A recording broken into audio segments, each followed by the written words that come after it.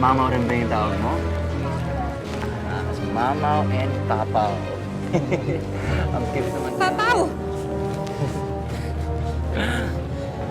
Saan ka nang galing, anak?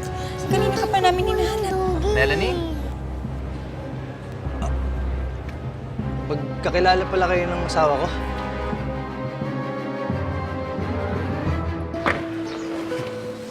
Gagaya ka na lang kay Dante. Mag-aasawa ka na lang, hindi mo natatapusin yung pag-aaral mo. Ano bang pakailam mo? Hindi porkit ikaw nagpapaaral sa akin, may karapatan ka ng kontrolin ako. Oras na malaman ko. Nabuntis ka? Maghanda ka na sa akin, ha? Buntis ka? Oo nga sabi, pero anong gagawin natin? Hindi ko alam, Mem. Pero akala ko ba mahal mo ko? Pero, Mem, hindi ko pa kaya magkaanak. Diyos ko. Kuya, sorry talaga, kuya. Tama na, pwede ba? Tigilan mo yung kakasori mo. Anong problema mo? Bakit mo ginawa to, ha? Kuya, buntis ako. Ano yung narinig ko? Tama na yan, eh! Ha? Tarantado ka! Huwag kang makialam dito! Gago tong kapatid mo, eh! Akala ko naman nag-aaral ka na matino dito sa bahay. Kaya pinababayaan lang kita yung pala. Pag hindi lang may inaasikaso mo.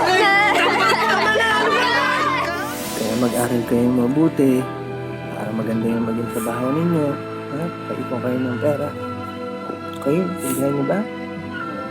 God. Ayan, ha? Isipin mo, kung magtatrabaho sa ibang bansa, yung susweldohin mo, pwede nating ipunin yun. Hindi meron tayong extrang ipon. Papa, ayokong umalis ka. Baka natin nababayaran yung pinagpa-hospital ni Dante. So, inutang pa natin kay Tito Lawrence yung pang-tuition ng mga bata. Pero kung magtatrabaho sa ibang bansa, mababayaran natin lahat ng yun. Hindi, sige.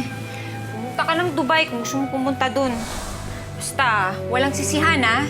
Kung may manligaw sa akin na ibang lalaki at may entertain ko, bahala ka. Teka, sandali, uy! Nagsasabi niyo, huwag niyo nga akong pinaglululoko. Mahal mo ko? Eh, recently lang may ex ka, di ba? Hindi ko siya mahal.